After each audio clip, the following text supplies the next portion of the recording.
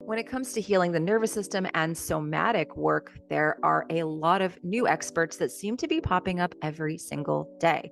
So, today on the Sarah Kleiner Wellness YouTube channel, as well as the Evolving Wellness podcast, I'm sharing with you a conversation that I had with my dear friend over on Instagram, Irene Lyon. We did a live stream on Friday, January 19th, and I wanted to share it here as well so you could listen to it. Now, we do have a little bit more of an in-depth, longer conversation coming in just a few weeks. So make sure you are subscribed to the channel, to the podcast, so you can get that when it comes out.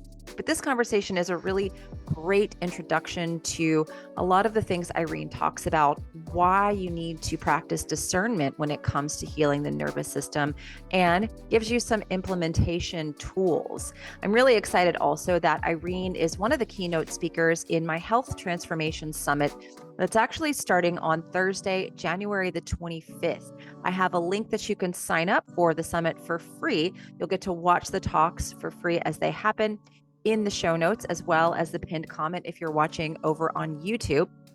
We also have a VIP pass available where you can get 3 of Irene's classes, the drop-in classes that we talk about here in the live stream, as well as about $2,000 of other courses from speakers on the summit as well. It's a ridiculous value. You can also get my Circadian Health for the Busy Person course in that VIP pass, and you'll have unlimited access to the recordings of the summit that has over 20 different health experts in topics that my friend Carrie Be Wellness, Carrie Bennett, and I have handpicked. So this is a really great chat about the nervous system. If it piques your interest and you want to learn more, make sure to check out that free summit, as well as Irene's links that will be in the pinned comment in the show notes for you as well. Thank you so much for watching or listening to today's episode, and let's go ahead and jump into it. Hello. My head's cut off. Just a second. There we go. How are you? That's better. I'm okay. Oh, I need some water. My throat's cracky. I'm good. It's very snowy here. Oh. Like over 2 feet of snow a couple nights Yikes. ago. Yeah. Yikes. Yeah. All good though. Well, we've just had cold here. It's been like, well, in America, I know you're in Canada, so you do the Celsius thing, but it's been like 15 degrees here, Fahrenheit. So it's been pretty chilly here. So yeah. Yeah, a friend of mine, it was minus 15 centigrade Celsius last week, and it was my friends in Alberta, and it was minus 39. Yeah. I will stay in Georgia. I will gladly stay here in Georgia. That's the kind of temperature where you could die if you go outside. Seriously. Yeah, you really could. Wow. Yeah. Anyways, let's chat. Yeah, let's talk. Well, I was just doing a little intro. I was talking about the summit that is happening next week, and you and I have a really awesome chat on the nervous system. And so if anyone, it's a free to sign up summit. I've got all kinds of amazing speakers, but this nervous system piece is so key when we come to talking about health transformation. So there's a link in Irene's bio if you want to go sign up for that summit. There's also a VIP version of the summit where you can get about $2,000 worth of courses. I know you have 3 classes in there in that VIP package for people who want to get the recordings. So that's $99 for like $2,000 worth of courses. So it's like a ridiculously good deal. Yes. So yeah, I'm excited. What do you want me to talk about? Well, I was just, looking over that video. You sent me a couple videos last night about these myths about the nervous system, and I thought that would be a fun little chat for us to have today, because it seems like social media is exploding with nervous system regulation, and so, and I know we did a longer talk about this for my podcast that's going to come out in February, but maybe we can do a little. Well, yeah. So it's sort of the wild, wild west out there right now. And what's appropriate is last night, my husband, Seth, and I, whom you know, we just started watching the series 1883, Oh, which I is like love that. Yeah. which is like the prequel to Yellowstone. Yellowstone. Yeah. Yeah. I mean, just the first episode, you see how crazy, like we think things are crazy now. Like you could do anything you wanted. And as long as you showed your power and your guns and like you got away with so much, at least that, and I know that that brutality was back there in that time. And I know that's not a total parallel to what's happening now in my industry in nervous system health and trauma healing, but there's some like flavors around that. And just to give people an idea, like my background is legit. I've trained with the best of the best. Peter Levine, founder of Somatic Experiencing. A lot of people don't know the name Kathy Kane and Steve Terrell, but they're really leading the way for working with early trauma at the somatic level. And even I say that word somatic, that's getting tossed around. Oh, huge. To just be movement exercises, which is true because somatic means body, but when I say somatic, I mean like in the viscera, in the core, in the cells, that safety we want bred into us when we're infants. That's the level of nervous system work that myself and my colleagues do. And then of course I've got my background in biomedical science, exercise science, all the bloody sciences. So, I do understand the human body from that perspective. And it's not to say that someone that doesn't have that background cannot be an amazing nervous system practitioner. I know, like Seth is a good example. My husband, he has a background in music, but he also has a background in energy healing and shamanism. And so when he got into SE, it just made sense for him. But he also was raised by a mother who is a psychotherapist, so he was in that essence growing up. So what I'm seeing now is there's a lot of confusion about what regulation is, what somatic is, even what the nervous system is. And the first thing I'll say is this, and then we'll dive in deeper and see what your questions might be, Sarah. But to heal the nervous system, it cannot be done by a bunch of exercises and hacks and quick fixes. I will say that you need certain exercises, because that's what I teach, to teach you capacity building. But one thing, one breath work thing, one cold plunge, one tapping exercise, one dose of magnesium or getting heavy metals out of your body, that does not equate to creating self-regulation. Just like I always use your little baby as an example, or any babies out there. If a baby is crying or a baby needs self-regulating, you can't say to that baby, I need you to take a deep breath and calm down. No. You have to connect, you have to attune, and you have to find out what is wrong. Is it food? Is it hunger? Is it cold? Is it too hot? Is there gas? Fear?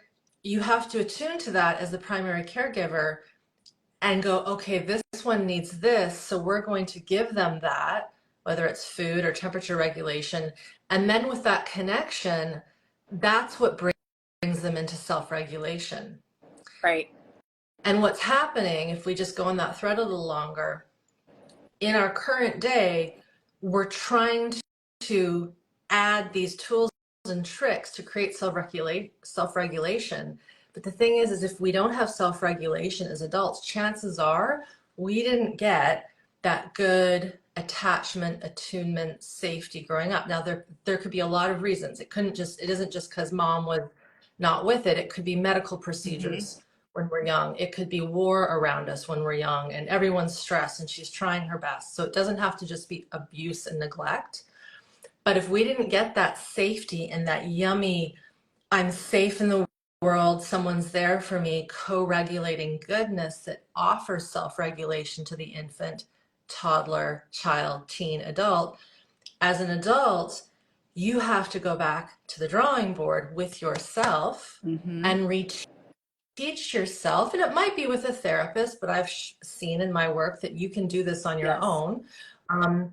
You're reteaching yourself how to attune to yourself, how to connect to the environment, how to look around like little babies do, right? They'll look around and they'll, oh, what's going on? You know, that like that kind of stuff. Sorry, my ringer's still on. And we need to reteach that to ourselves. And that's the part I think that we've been missing. It's what I've really been teaching. It's what my predecessors taught. Yes. Again, the other day, Sarah, I have to share this. You're my rant buddy. And to everybody else who's watching this, you know, someone said on a YouTube comment, all you're doing is regurgitating Peter Levine's work. Everyone should just go read Peter's books or something like that. I'm like, yeah, I am regurgitating his work because I've studied under him. Right, right. So of course we're going to share what our teachers have taught us. Absolutely. And then we might repackage it. We might teach it a different way. We might teach it in a way that people connect with you and need to hear it from your voice. Yeah. I've had people say that to me about teachers of mine, of like, oh, you're just quoting Jack Cruz. And I'm like, I love Jack. I credit Jack with so much. Yeah. However, the average everyday person has a hard time understanding and interpreting a lot of what Jack says. I have a hard time understanding it. It's like code.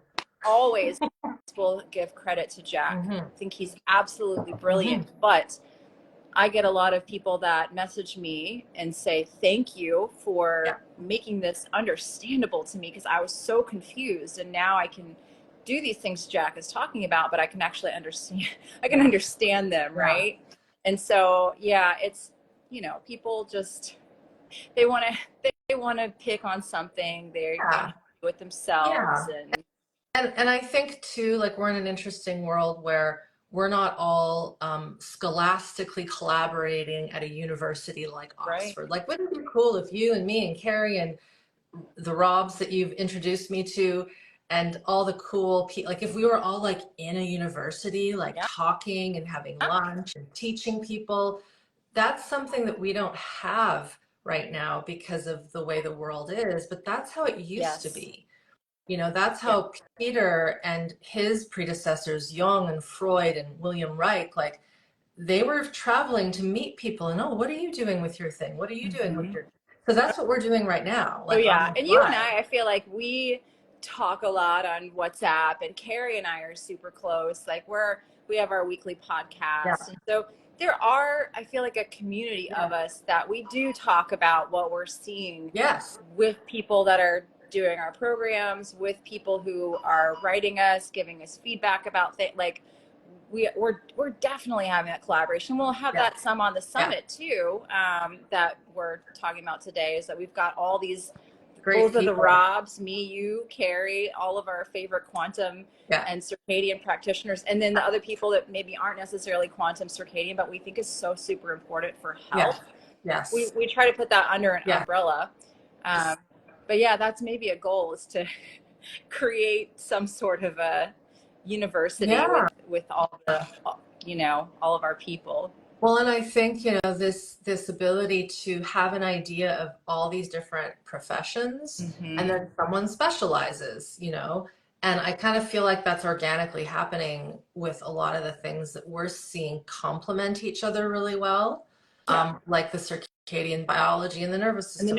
I love that marriage of circadian biology and nervous system work, because the orienting is, for me, that was foundational. When I started doing your work back in 2020, that like orienting was all I could do at the time, right? I had lived with so much nervous system dysregulation. I was having all these weird things going on, and I was like, that's all I can do right now, right? So if you just start the simple orienting practice with the circadian practices, with grounding, with these things, it's like, it's just beautiful synergy, you know? And that is part of the bundle that we're offering with the package, is 3 classes, just to get it out there, 3 classes that I did last year. It was a 3-part series, and we called it the basics. Love it. Of nervous system health, and they build on each other. So Some are more seated and gentle. Some are on the floor doing more what I call Feldenkraisian movement learning, which is another thing I'm trained in, which is a really high sophisticated body-mind neuroplastic work. And so I kind of blend in and integrate the basics, but it always does come back to orienting. And the reason why, Sarah, is because that is something we naturally want to be in all the time, even if we're sleeping. If you hear a loud bang, you want to defensively orient and wake up to that. Yeah. If you're in so much shutdown, you know, people will say, oh yeah, I could sleep through fire sirens, and if the house was burning down, I literally wouldn't hear it. And that's not good. You know? No. And then the flip side to that is the person who can't sleep, right? Because they're so alert and their heart races the moment they lay their head down on the pillow. That could be a deficiency in something. It could be too much blue light, but it could also be the nervous system is always looking for danger. And so you're in that high alert state. High alert, hypervigilance. This is where we, put in that ADHD diagnosis, which we know can be a lot of things that aren't what they say it is. And one of the things we see, it's stored survival stress. It's all the fight, it's all the flee, it's all the emotions that have never been able to release. And you go to rest a little bit, or you go to sit still, and the little tiger inside of you doesn't want to sit still. Yeah. So to go back to orienting, the reason why it's so important is we need it for survival, for danger, but we also use it to take in the world and see beauty and see our friends and orient to, I know that person, or that's familiar to me. And I think the reason why you say you use it, you always used it, is we need that daily, whereas some of the other deeper lessons in my work, which all are important for teaching regulation, we don't need to think about our gut brain axis all the time. We don't have to think about the diaphragms of our body all the time, the kidney, adrenals, the things that you've learned. We use those to reteach the body safety, but these basics of orienting, that's why people that's the one thing they remember, that and following their impulse.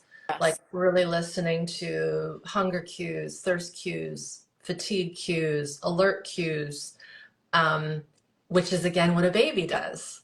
Baby's tired, baby sleeps. Baby's hungry, hopefully baby gets fed. Baby's crying and scared, hopefully mama, papa, nanny is there to pick up baby and say it's okay.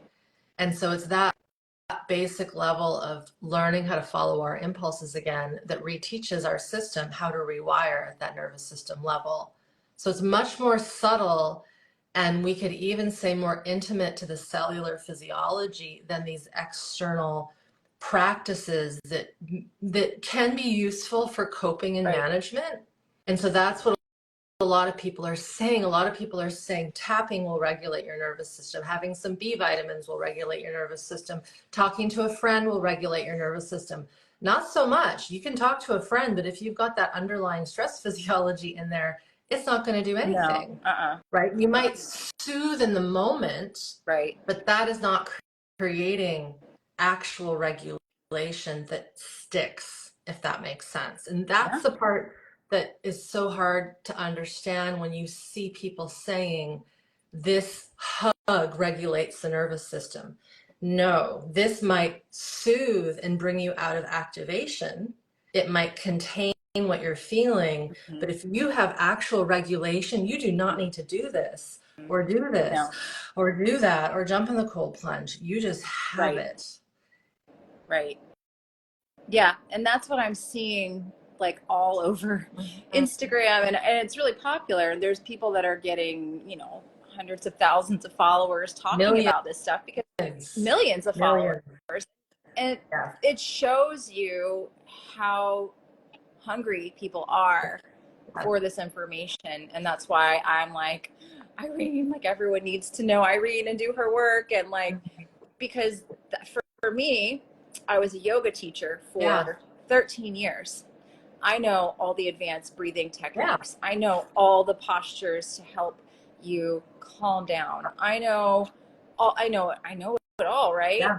And when I started finding your content back in 2020, when I realized that my nervous system was a freaking bleep show and binging everything, and then I begged you to come on my podcast, and then we've been friends ever since, and I've done all of your programs.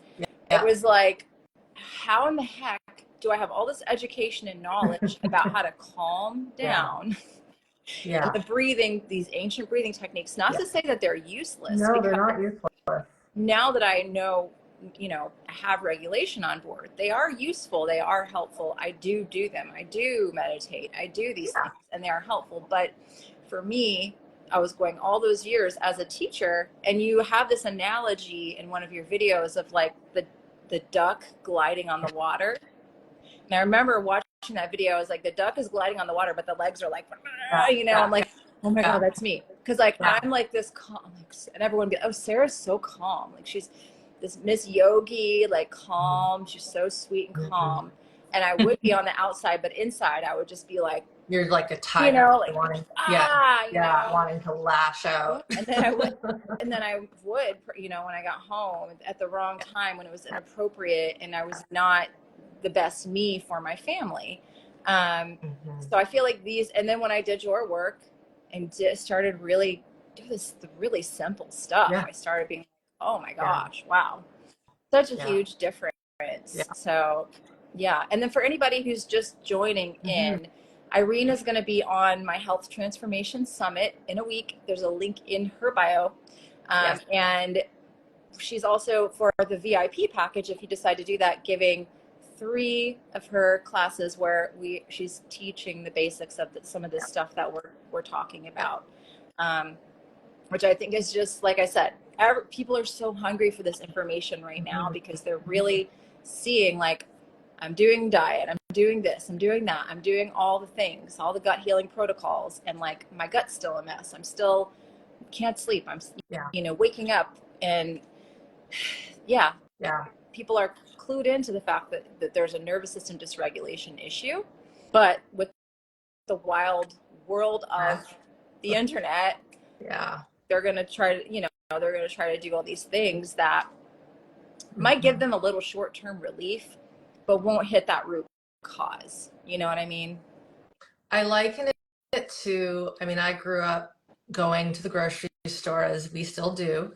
And you still see it when you go into kind of a more classic grocery store, like a Safeway or something. You see the magazines that are like 7 ways to get rock hard abs, or 5 ways to have a peaceful sleep, and what I think has happened, because I thought about this the other day, is a lot of these very popular, and again, I'm not saying that if someone has a massive following, that means they're not good. That's not what I'm saying. But you have to be discerning when a lot of the content is that flash and is that promise of this will regulate your nervous system. You'd be hard pressed to find something on any of my things, even my long form videos, that will say, this is how you do this. Because I know that would be, I would not be ethically working, just like a person can't go to a doctor with these mysterious symptoms, and the doctor says, this is exactly what you have to do. Some might say that, but we know that it's not that simple. And so because the nervous system stuff is such a hot topic, it's easy to fool people into the flash, just like back in the 80s, these magazines were like, and they're still there. That's what's so crazy is these popular press publications are still selling. I think they are, but now it's transferred to online, and it's transferred to social. So I just say, be aware, whether you work with me or you work with someone else. The dead giveaway, Sarah, is if someone has no credentials on their website. And that's the part that gets a little like, what? The trouble is someone can have credentials Yeah.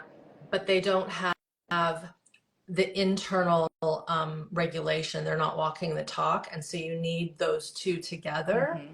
And how you discern that can take some time, because some of the folks that are very popular, they might appear to be regulated, but if you're in a state of dysregulation, they'll actually match your dysregulation. That's what I was going to say. There's a resonance effect. And so you might really resonate with someone that's talking about this nervous system stuff because of your dysregulation, you know? Yeah. And I don't know how to say it any other way, but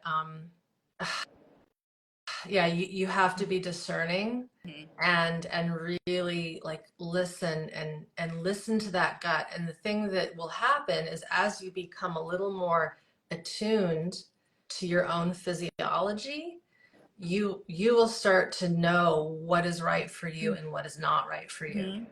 And it might be me, it might not be me. Yep. And that's the part where the person has to bring their own free will to the table and be like, this makes sense. It seems a little harder because I will say it's not a quick fix, just like your work is not a quick fix. But over time, what I will say is these foundations build in such a way that they actually get concretized, if that's a word. Like they become solid, they become foundational, because we're going back to those basics of attuning, listening, and not trying to fix a problem. Yeah. And when we try to fix the problem, we're basically saying you're a problem. Right. And that isn't helpful to anyone, especially if you were brought up with parents telling you that you were all the bad things that a lot of kids get told. Yeah. Yeah, absolutely. Yeah. I feel like there's so much there. Yes, and there is. You know, the thing is, like you said, it's not a race. It's not something that you are going to do overnight to regulate your nervous system. No. I think we talked about this in the podcast we've already recorded that'll go out on my podcast in February. But like at one point, I think it was like a couple of years ago, I had shared your 21-day nervous system, and it's a tune-up. And I had said reset. And you were like, no, you have to take that down because I'm not going to promise to reset anyone's nervous system. And I actually see some people touting nervous system reset. And I'm like, oh, now that I know, that's kind of impossible to do, right? Yeah. Well, and it's a matter of semantics. And I get that might seem picky, but I think being clear with intention is very important. Yeah. And we don't want to pretend that this is something that's going to happen overnight, in a month, or even in a year. Yeah. It can take years and years to regain true self-regulation if you've never had it. Right. And that's the part that is I think maybe some are afraid to say that because their livelihood is on the line. Right? And I get it. But there's a fiduciary duty, in my opinion, to be truthful in what a person has to do to get the outcomes they want. Right. And I mean, that's why you offer lifetime access. Yes. To your courses. Yes. Oh, because it's not, you do a one and done, you know? It took me like several go-throughs to get through the 12 weeks, because I kept finding like I need to like let this sit with me for a little bit, integrate it, come back when I'm ready, you know? And that's why I give lifetime access to my courses also, because it's a 21-day plan, but that plan needs to be implemented long-term as a lifestyle, you know? And you're never going to get it perfect, but the longer that you do this, the more you can integrate it, the more it's going to benefit you. And personally, like I have shared a few times, this has been a very difficult, hard year, dealing with some issues with my daughter's health. And I go back to the very basic things of just orienting, right? When I'm in that place of like, oh my gosh, like what are we going to do? And I get I'm like, okay, like I will do these very basic practices. And I'm like, okay. Without overriding the emotion that's there. Yeah. Without trying to be like, okay, I'm actually really upset. I'm really worried. I'm not trying to blunt that out, but in that, can I feel where I'm at? Can I orient to my environment? Can I, so I think it's helpful for anyone, beginners, and then if you've been doing it for a long time, it's something you can always go back to. Yes. And one thought that came to mind around that, and this might be a good place to circle to our end, is we've been taught, and I know you know this, Sarah, when we have something that is wrong with us, because I'm going to be honest, if someone's heart rate is racing and they can't figure it out, or their bowels are a mess, or they're anxious when they talk to someone, like, yeah, that's an issue. Like we want to help that. We want to quote unquote fix that. But because we've been taught, at least I was raised by 2 veterinarians, like there's a problem, here's a pill. There's a problem, get an x-ray, like do some lab, which all have a time and a place, right? Not saying that we wouldn't want to do those from time to time, but because we've been trained to immediately go to what do I need to take or have happen to fix this, when it comes to these ailments that are a result of a dysregulated nervous system, which we could say is pretty much so much, we revert to that, what can I take to fix it? What can I take to change this immediately? So a chronic pain in the body is very different than I've just broken my leg, give me some morphine, right? Break your leg, take the drugs. Chronic pain for 20 years, there's something else going on there. And this is an issue that has probably been with that person since before they were born, or in utero or early life. And we have to go back to listening to what never got expressed.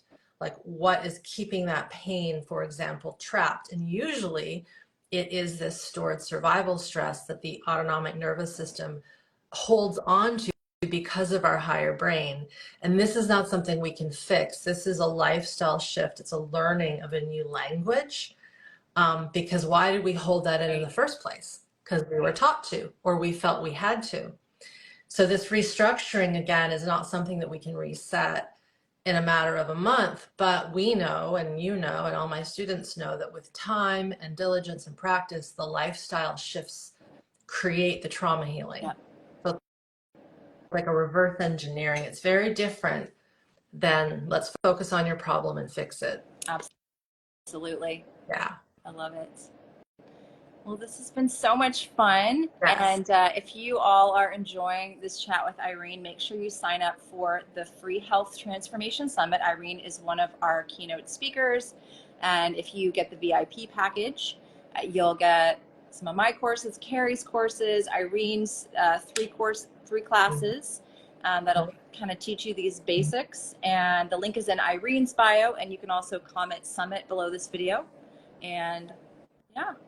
Thank you. Thanks for your time. So much. Enjoy your fire. I will. Bye, Sarah. Thanks, everyone. Thank you for watching. Ciao. Bye.